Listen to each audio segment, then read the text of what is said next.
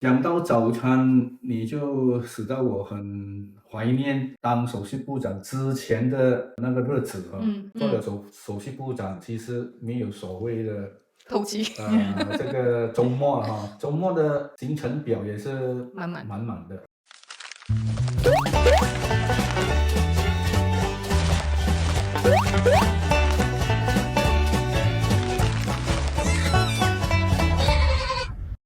欢迎回来，我们的妹妹套，我是盐的现金，我是拉斯达妹妹。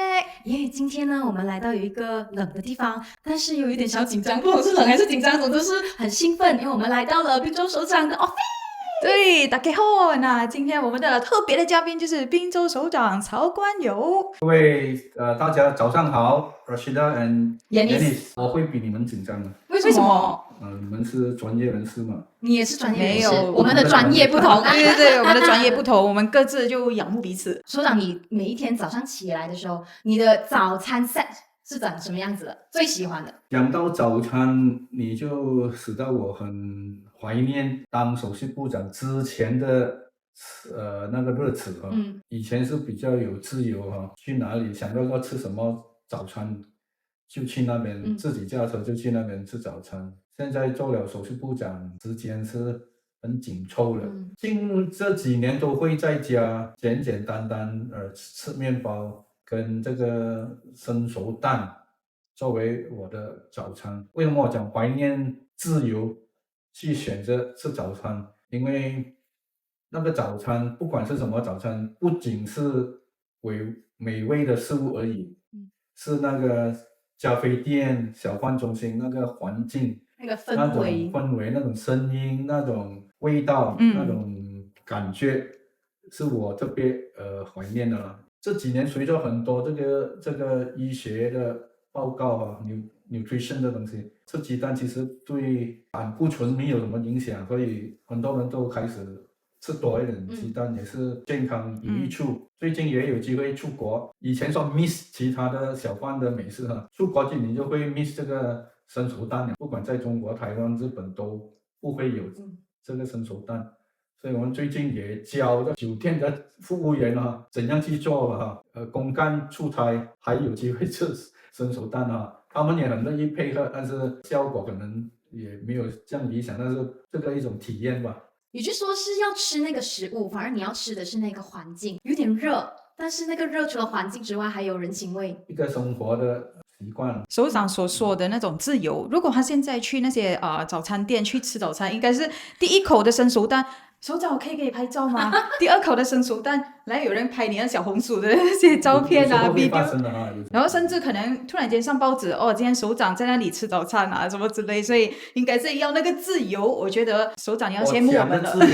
不过如果说到游客，的确就是槟城的那个早餐是一个特点来的嘛。如果是游客来到槟城，你会建议怎样的早餐？其实大家都知道槟城美食天堂，其实去到哪里吃到哪里都是有基本的这个水平。目前这个社交媒体小红书里每天都介绍本地美食，有时候当地人也不知道原来有这个地方有这样好吃的美食，所以游客我相信给他们去体验去寻找，我相信不会令他们失望吧。尤其槟城街边小吃都是累积几十年的这个经验一代传一代，传承这个美食的传统的味道，原汁原味的味道。因为我也是在槟城念书4年，在 USM， 除了很享受槟城的美食之外，我很享受就是槟城的朋友们他带我去吃那个信州桥附近的那个汤圆很古老的那些道地的美食。而且我很讶异的是，槟城人他们其实很热情的。你从哪里来？我带你去吃这个，一定要吃的。虽然我是从成都来，我每次回来槟城的时候，觉得我像回去第二个家这样子，给我一种很有归属感很亲切的一个感受。在槟城吃东西是一件大事一种 big thing，就是来到槟城就想到 OK 一定要吃，因为有很多榴莲啊、炒粿条啊、福建面啊就有很多这些美食。然后我看到之前就是首长有在这些新闻方面有讲槟城的美食，希望就是本地人去煮，就是尽量不要让外国人或是外劳去煮这些食物。你觉得会有什么不一样吗？其实这个政策是在2016年开始的，必须规定市议会管辖的这个小贩中心必须由本地人掌厨，所以这个政策施行之后，对很多人来讲是非常欢迎的，尤其外州的朋友。当我们在外州讲起吃东西的时候，他们往往都会评论说，你们做得很好，不像我们这边已经是给外劳掌控了整个后厨市场。所以我相信因为这一点，使到很多游客很期待看到由本地人掌厨的小贩中心，为他们提供原汁原味的这个小贩的美食了。我相信食物是其中一个我们可以疏解压力的东西，好像我有时候很压力的时候也会找一些美食来补充一下我的情绪价值。对，首长你在可能工作上面繁忙啊，或者是压力的时候，通常你会做一些什么东西让自己疏解一下压力？做了首席部长，甚至以前做行政议员，公务都是非常忙碌的，尤其做了首席部长的生活必须依照我们的这个行程表，我节目表，从早上开始到晚上都是有不同的这个活动哈。主持会议是其中一个拿了最多时间的一部分哈，但是也是最重要的一部分的工作。会见访客啊，企业界啊，工业界，非政府组织等等，媒体的访谈，都是必须去处理和担起来啊这些工作。在行程满满、工作繁忙，毕竟人还是有需要休息的。最亲的家人、孩子还是需要到我们的时间，所以怎样忙碌就尽量会抽一点时间在一起吧。往往也是回到去吃饭的时间喝茶的时间，可以有这个机会1-2个小时可以用餐讨论事情，这个就是其中一个乐趣吧。毕竟就是家里人，就是我们生活上的最大的支柱。其实我看到政治人物呢，我都好奇他们情绪管理是怎样的。如果是我啦，我知道那个工作很好，不过还是会有人嘎嘎叫叫这样子啊，我一定很不爽的。情绪控制无法管理的时候，我会可能是社交媒体上写1-2句啊，然后就暗示这样子。不过如果是政治人物的话，因为是公众人物嘛，就不能随便写，等下就会变成那个新闻报道的那种标题，在争取人民的福利啊，就是每天的工作，然后还是会有人批评你，在政治方面还是可能会有人压迫还是什么之类这样子的那些遭遇，你是怎样去管理你的情绪，不会随便在社交媒体乱写，像我们讲？其实我都不会在社交媒体去评论，要注意人们的这个反应批评意见等等，都是一种feedback 来的。不讲你可能不相信，之前在COVID 的时候，到底怎样去处理一些课题，我有时候会参考网民的那种评论就是往往看到这个反应，有时候会给我们一些启示，来做比较正确的这个决定。所以你不能控制别人怎样去批评，反而是需要自己来处理自己好的心情来做这个react。我们政治人物最重要了解，我们做什么也好，都不能满足100%的人的。对，有些政治人物讲，甚至我10个人有5个半支持我，我就会赢大选了。所以我不可能拿到100%人的支持。当然我们不会说用这个来衡量我们的自己的工作了，我们是尽力而为，有些事情做得好人家会鼓掌，有些时候政策可能没有太理想，人家批评也是我们必须参考，必须开放的这个态度来接受的。情绪的处理对任何人都是很重要啦，尤其政治人物。我希望我在这方面给很多人的感觉好像有点很酷的感觉希望这个酷是反映我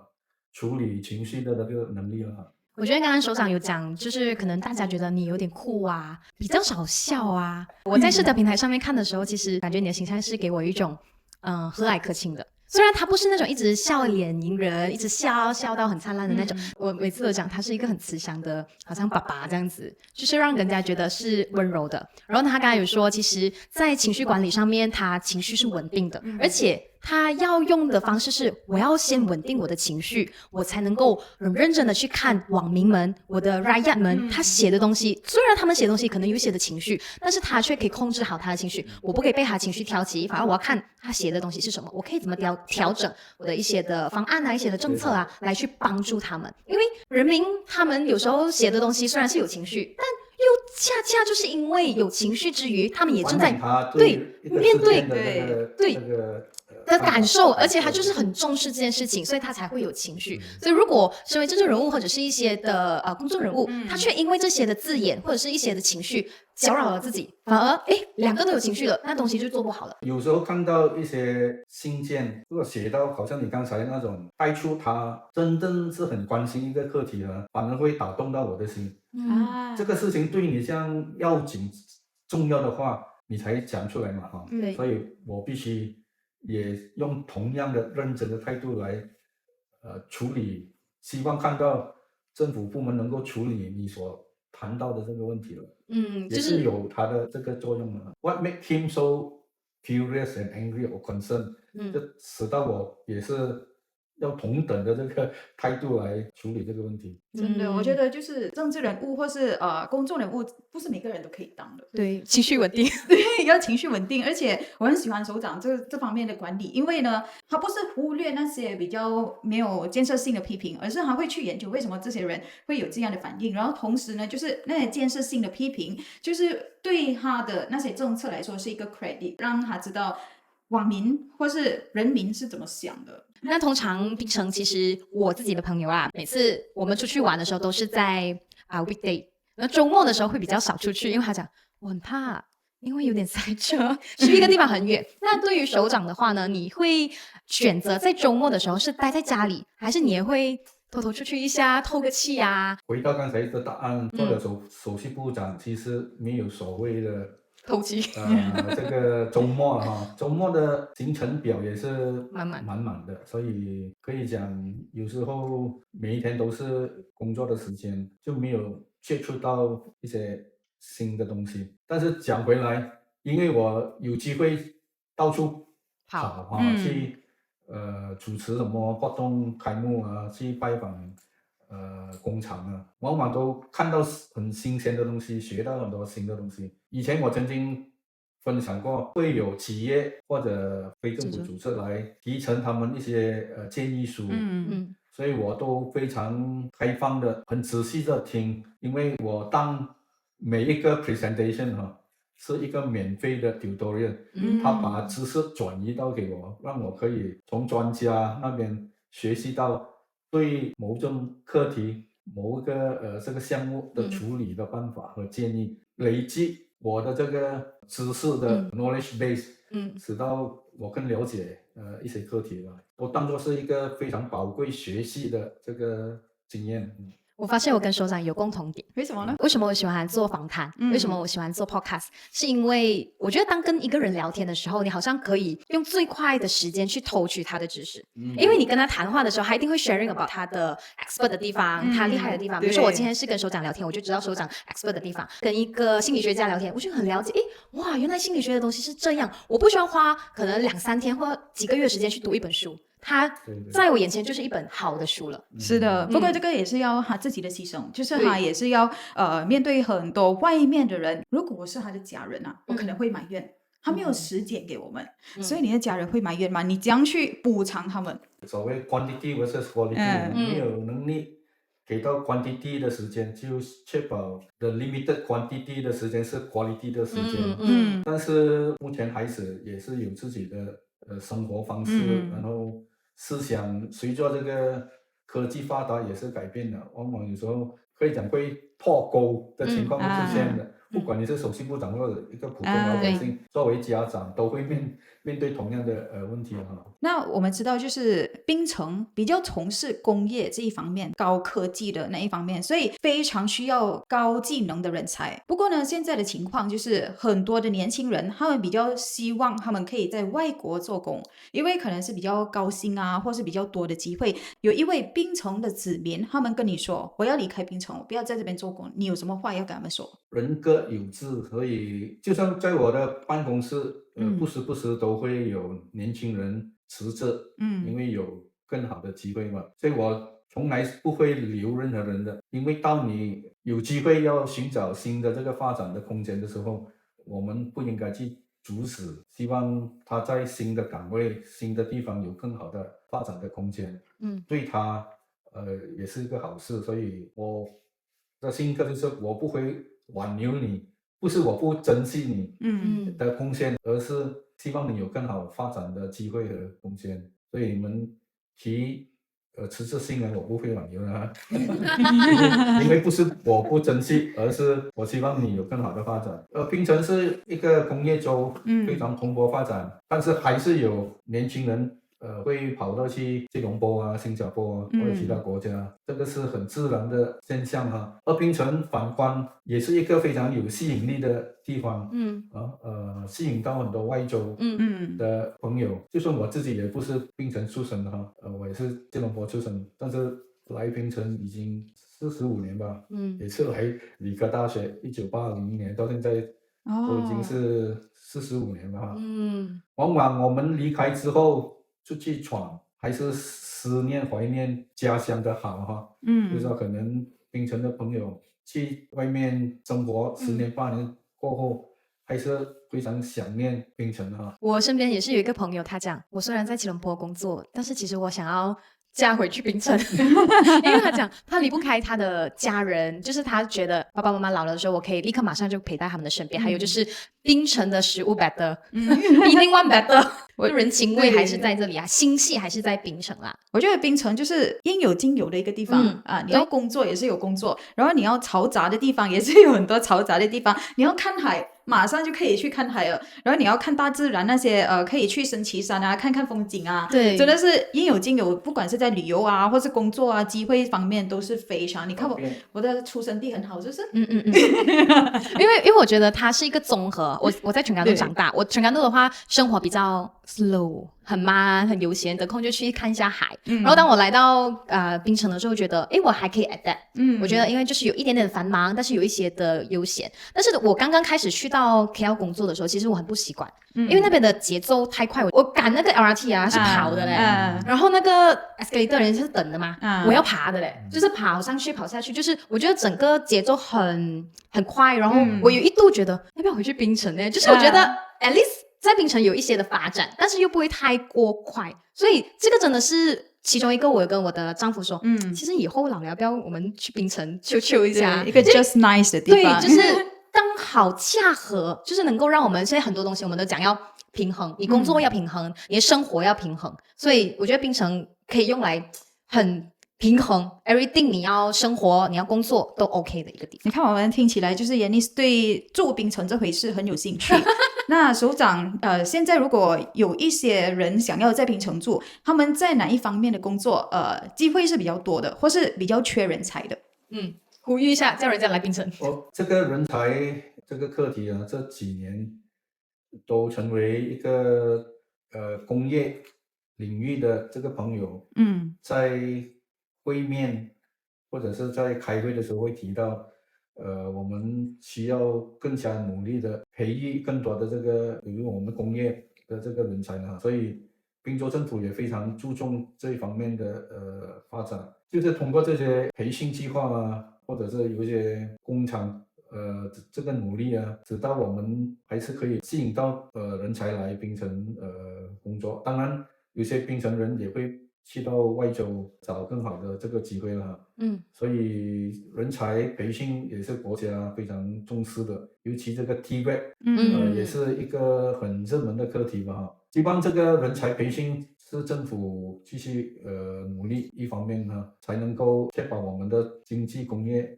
继续的发展蓬勃了。那最后一个问题想要问首长的东西是，如果你退下来了之后退休啦，就是可以比较轻轻松松的去吃你喜欢的早餐，慢慢喝你的咖啡的时候，你会选择在哪一个地方停留呢？虽然刚才讲我是吉隆坡出生的，生活到差不多21岁吧才来这个槟城理科大学。我也同意刚才你所讲的那种吉隆坡的节奏啊，跟槟城的也不一样了。在我退休的时候，我已经在槟城生活了整整半个世纪了啊。可以讲槟城 is closer to my heart than 吉隆坡了哈。应该会选择留在槟城退休，做我喜欢做的东西。但是另外一个选择当然还可以扎根在槟城，但是如果有更多的时间，还是可以在外面去旅游啊。在某个领域还需要到我的服务的话，因为也累积几十年的这个经验，不能排除说是有这种机会扎根在槟城，向外有一些发展比较轻松的这个活动和工作吧。看起来 YB 有那个画面怎样去退休。不过我觉得我不想给 YB 退休先。你怎样看待就是槟城未来10年的那个发展？可能有海底隧道啊，可能有那个 LRT 啊 MRT 这些发展。发展是一个很自然的这个process 啊。如果比起现在跟10年前、20年前的滨州，都可以见证许多这个很大的发展。很大的发展。刚刚早上我也接见有2批人介绍或者是教会他们未来的这个项目，所以槟城州还是一个非常ideal 的这个 location 来投资来发展的。槟城会继续变化啊，未来10年20年还是继续的这个变化。与此同时，我们也取到这个平衡嘛。我们古迹区是有这个发展的限制等等，在鼓励更多宜居城市的这个设备方面绿肺啊、公园啊、更好的行人道啊这类的